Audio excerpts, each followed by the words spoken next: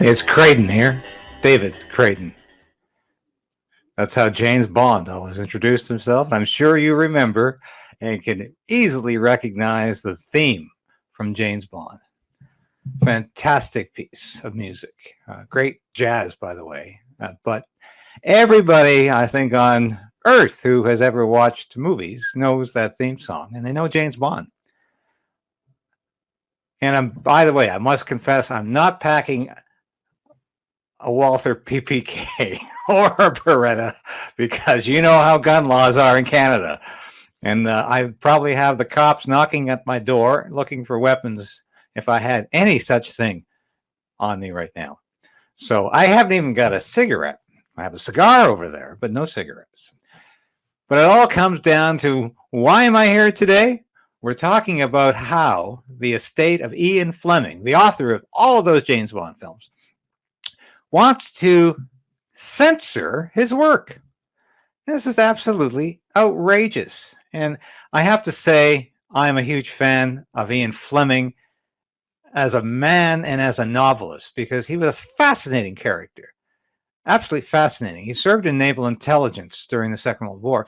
But prior to that, he spent 6 years in Moscow during the height of the Stalinist purges as a reporter for Reuters. And this is really how he learned how to write in the manner he did, which was succinct and precise. And you always understood what Ian Fleming was trying to say. And if you've read his novels, no, there's not a hint of pornography in them. There's not a hint of egregious violence or sex in his novels.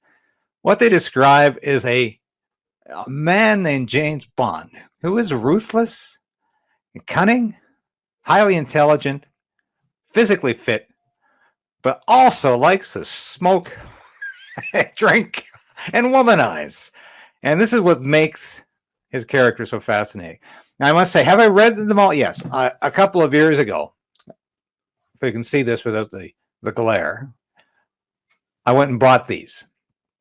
Let's get them balanced here.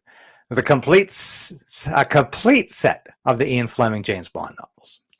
Now, I had read James Bond over the years, but sparingly, and I had not read the minor works. I think I'd read Dr. No, and I'd read From Russia with Love, and a few others. But I sat down a couple of summers ago and I read every Ian Fleming James Bond novel in succession, from the first to the last, so I could say I did it.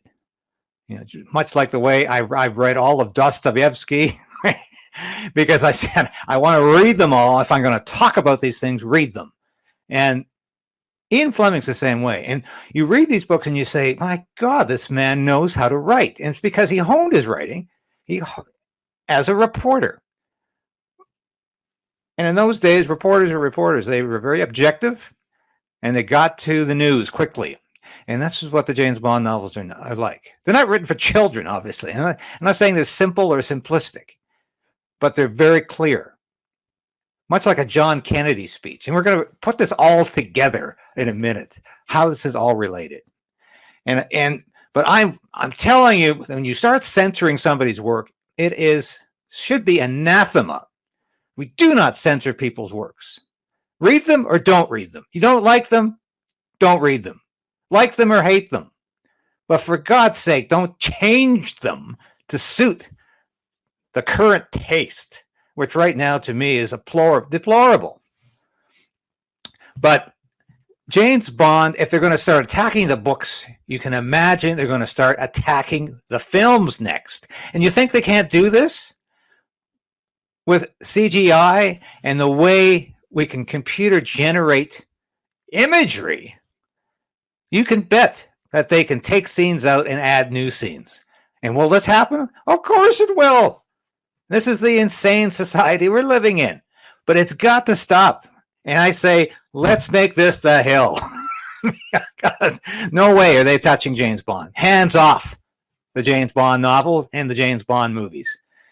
You can just remember how James Bond is introduced in 1962's Dr. No, and the unforgettable Sean Connery is playing James Bond.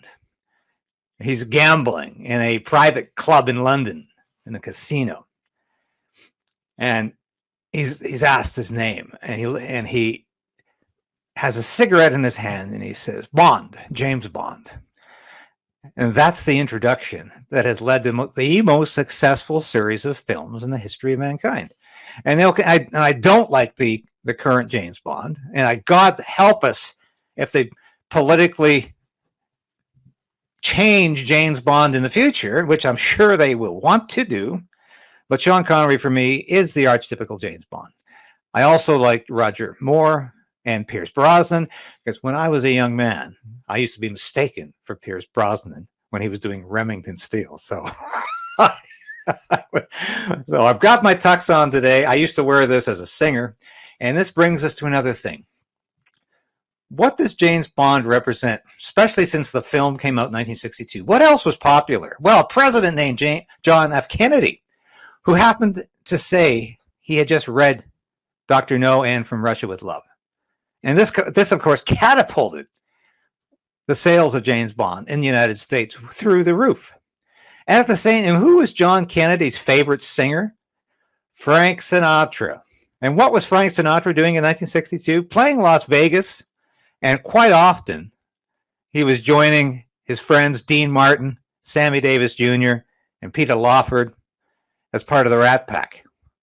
And this was a heck of a good time.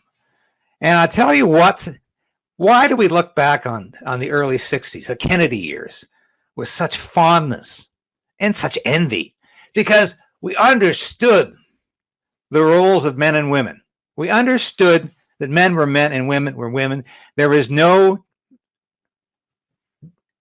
confusion about sexuality. There was no real questions being asked. We did not have this huge desire for children to change their sex or the gender. There was clarity about these issues. And my God, when you listen to Frank Sinatra doing Fly Me to the Moon, you know he understands who he is as a man.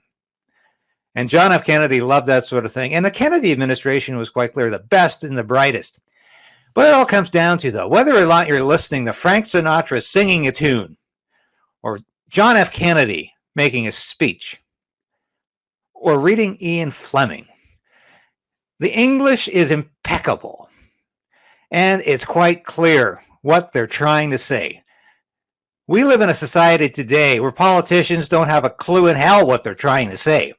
They're trying to please everybody at the same time. They're trying to appease portions of the population they don't even understand or have no connection with.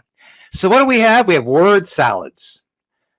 And in the music world, we have people repeating the same word over and over and over again, and the music getting louder and louder and louder. And in novels today, I don't think there's anybody really with the clarity of Ian Fleming writing novels today. But this is a foregone period that we all look back on and say, my God, I wish we could get back there. We could find our way back to some of the euphoria and the can-do attitude of those years, because we're running in circles today. Now, I'm not saying I agree with everything Ian Fleming wrote in his novels. I'm not saying that everything about 1960 to 62 was perfect. Yes, of course, there were issues and there were problems. And of course, there's portions of Ian Fleming's books that I certainly wouldn't repeat today.